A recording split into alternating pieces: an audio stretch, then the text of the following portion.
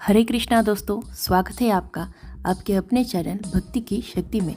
आइए आज जानते हैं शारदीय नवरात्रि के बारे में। घट स्थापना कब है, व्रत पूजा के विषय में, और माता की सवारी इस बार किस पर आ रही है और किस पर जा रही है। इस बार शारदीय नवरात्रि 3 अक्टूबर से शुरू होगी। दिन पड़ेगा गुरुवार।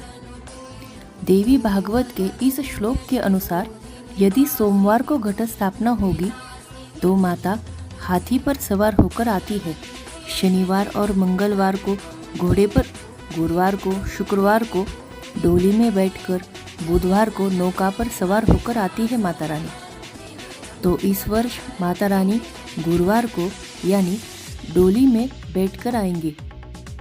इस श्लोक के अनुसार जब माता रानी डोली में बैठकर आती है तो महामारी का भय बना रहता है। ऐसे ही माता के जाने का भी निर्णय शास्त्रों में बताया गया है।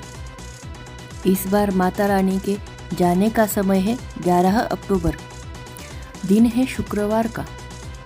तो इस श्लोक के अनुसार माता रानी जब शुक्रवार को जाती है तो हाथी उनकी सवारी होती है, जिससे भूमंडल पर बारिश खूब ज़्यादा होती है। तो आइए अब जानते हैं घट स्थापना का शुभ मुहूर्त। नवरात्रि का घट स्थापना 3 अक्टूबर को होगा। घट स्थापना यदि आप सही मुहूर्त में करते हैं तो माँ की शक्ति का अनुपम अनुभव आप अपने जीवन में ज़रूर करेंगे। मैंने तो खुद किया है, आप भी अनुभव करिए। घट स्थापना तो ज़रूर सभी को करनी चाहिए। जो लोग 1 दिन का उपवास करते हैं तो भी घट स्थापना करनी चाहिए। 3 दिन का उपवास करते हैं तो भी, और यदि 9 दिन का आप उपवास करते हैं तो भी आपको घट स्थापना यत्नपूर्वक करनी ही चाहिए। घट स्थापना करने से जो ये ब्रह्मांडीय सात्विक तरंगे, पॉजिटिव एनर्जी जो फ्लो होती है, घूमती है, वह घट उस एनर्जी को आकर्षित करता है, केंद्रित करता है और हमारे घर की, लाइफ की नेगेटिविटी खत्म होने में बहुत सहायता करती है। तो जो लोग घट स्थापना करते हैं उनको तो साधुवाद है, और जो लोग नहीं करते वे लोग ज़रूर करें। लोग डरते हैं कि हम कलश रखेंगे तो हमको खाने पीने में संयम रखना होगा, नियम पालना पड़ेगा। तो देखिए, 9 दिन ही तो करना है आपकी पूरे जीवन में से। अगर वर्ष में 9 दिन यदि आप साधना में बिता देते हैं तो आप कौन सी बड़ी बात कर रहे हैं। मैं तो कहूँगी कि आप डरते क्यों हैं।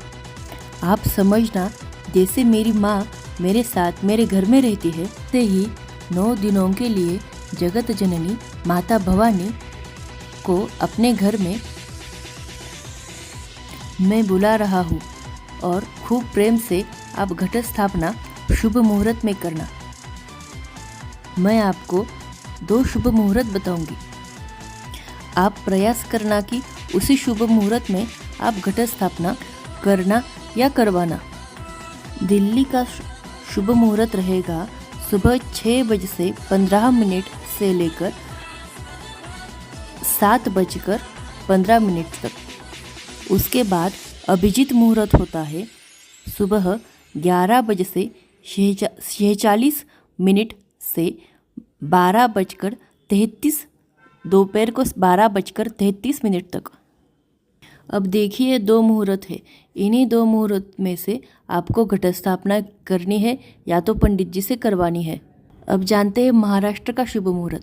महाराष्ट्र में शुभ मुहूर्त होगा सुबह 6:29 से 7:31 तक, और दोपहर से 12:03 से 12:51 तक।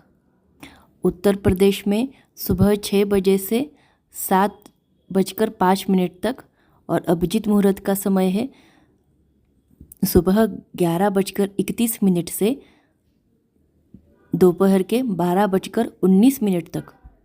बिहार में सुबह 5:43 से 6:47 तक।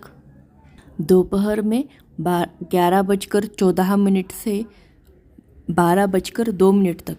गोवा में सुबह 6:25 से 7:25 तक और अभिजीत मुहूर्त का समय है दोपहर को 12 बजे से दोपहर को 12:47 तक। छत्तीसगढ़ में सुबह 5:55 से सुबह 6:58 तक, दोपहर में 11:28 से 12:16 तक। राजस्थान में सुबह 6:20 से 7:26 तक और अभिजीत मुहूर्त सुबह 11:52 से दोपहर के 12:39 तक। हिमाचल प्रदेश में सुबह 6 बजे से 17 मिनट तक से लेकर 7:25 तक और अभिजीत मुहूर्त 11:47 से 12:34 तक।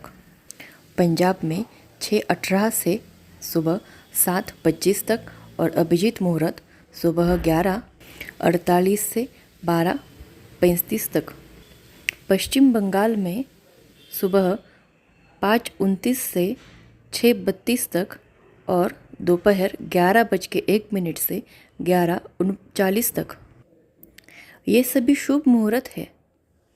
इसी 2 समय में आप घट स्थापना कीजिएगा। घट स्थापना की सरल विधि आपको इसी वीडियो चैनल पर आ जाएगी।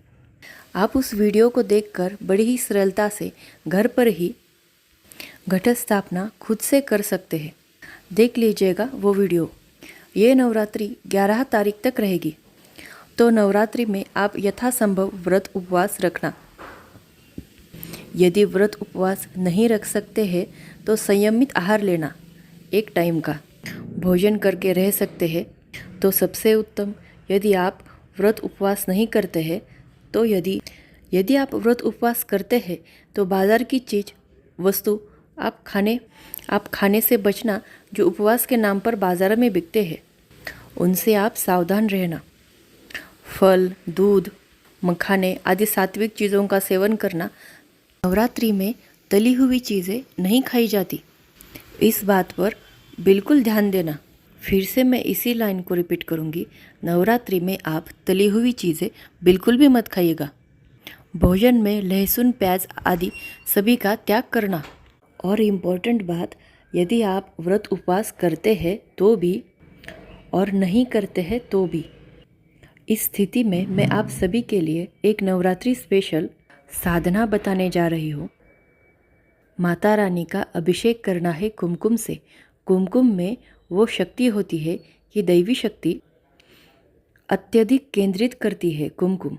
ये साधना खास करके महाराष्ट्र में चलती भी है, आज भी चलती है।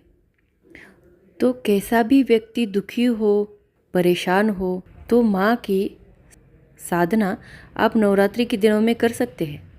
आपके सभी पाप, कष्ट, दुख, दर्द माँ अवश्य निवारण करेंगी। माँ के साधना के दौरान कुमकुम से अभिषेक करना है माँ का। माँ को 1000 नामों द्वारा, दुर्गा देवी के नामों द्वारा। अगर हम ये कहें कि केवल दुख हो तभी आप ये साधना करना, तो ये उचित नहीं है।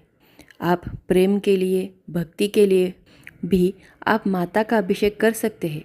माता से आप भक्ति मांगना, माता का प्रेम मांगना। नवरात्रि में दुर्गा सप्तशती का पाठ ज़रूर करना चाहिए। अभी भी कुछ जानकारी बच गई हो जिसके बारे में आपको जानना हो तो आप कमेंट में पूछ लीजिएगा। हम पूरा प्रयास करेंगे कि उसका रिप्लाई दे सके। अगर रिप्लाई नहीं दे पाए तो हम उसके ऊपर एक अलग से वीडियो बना देंगे। ऐसे ही तिथि त्योहारों के लिए आप बने रहिएगा इस चैनल पर, और दोबारा मिलना है तो सब्सक्राइब करके जाइएगा। मिलते हैं अगले वीडियो में। हरे कृष्णा।